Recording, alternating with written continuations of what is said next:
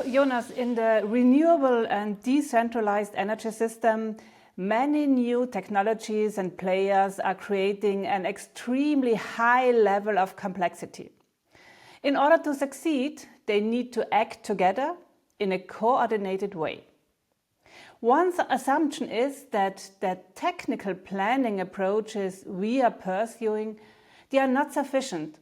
Instead, we need system thinking and radical innovations. So from your point of view, how could we radically rethink and redesign the energy system? Well, so Hema, thanks for having me here.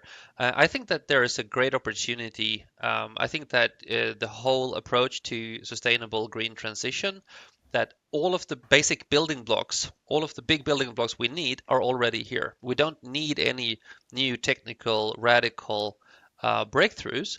What we need to do, of course, is to organize this in the smartest way. And I think that everybody today agrees that the old grid is becoming a bottleneck, and this is blocking a lot of positive things that could happen with local green energy production, cheaper, greener, more resilient.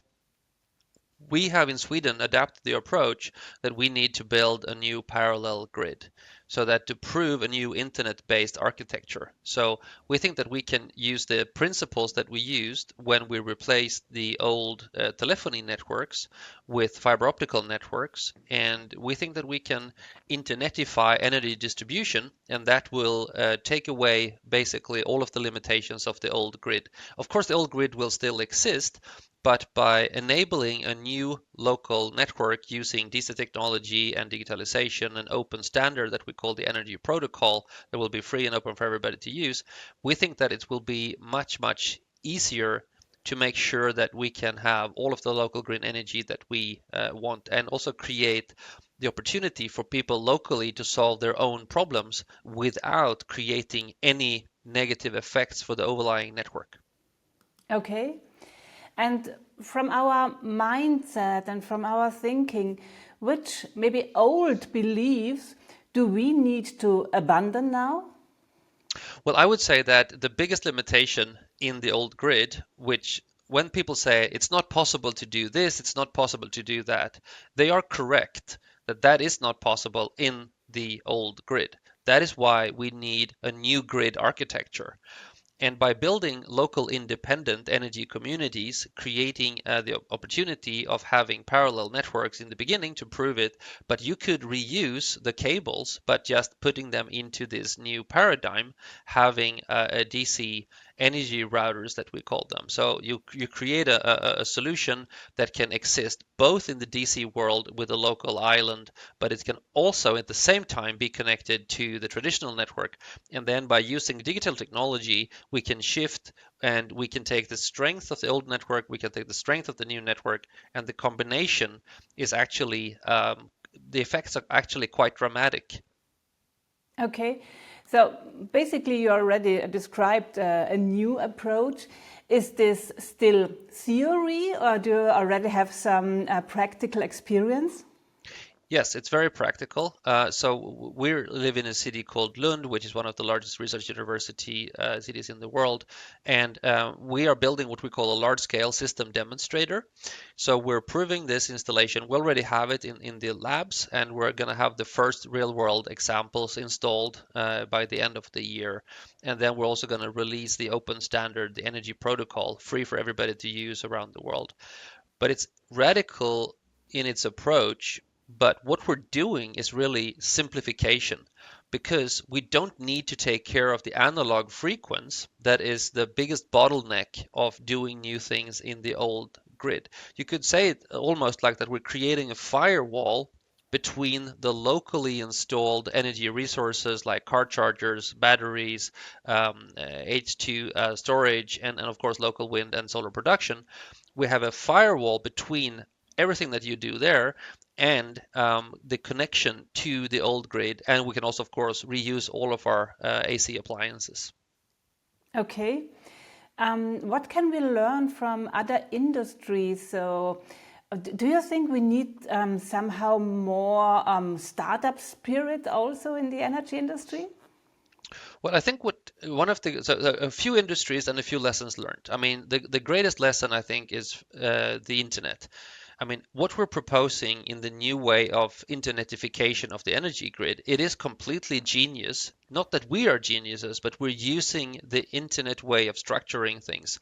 Thousands and thousands and thousands and thousands of local networks that are owned by different people can interconnect through open standards, meaning that you can build in parallel, which means that what in the Swedish traditional grid would cost tens of billions of euros over 30 years can now be done in weeks, it can be done in months by thousands of parallel projects solving their own problems locally. So that is one really important, and we do that through having clear layers. What is the infrastructure? What is the network layer? What is the software layer? How can we create open standards? So that's the lesson from the internet. The lesson from telephony is that we need to have a really big open academic debate, because the shift that happened when the internet came created a big debate between netheads and bellheads, where you discussed about, is the phone network really the best way to manage internet communication, or should we build new networks?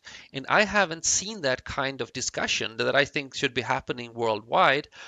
Is the old grid actually the best way to distribute electricity locally, regionally, and nationally and globally, when we're now going to have an equal amount of people that are customers that also will be producers of local energy? So I think we should have a big debate about that, and that the telecom sector actually had that, and that was a great thing. Lastly, I would say that the reason why we can have so critical price performance breakthroughs, so that you can actually make a new network profitable compared to even an existing, already written off older network, is because of hyperscale.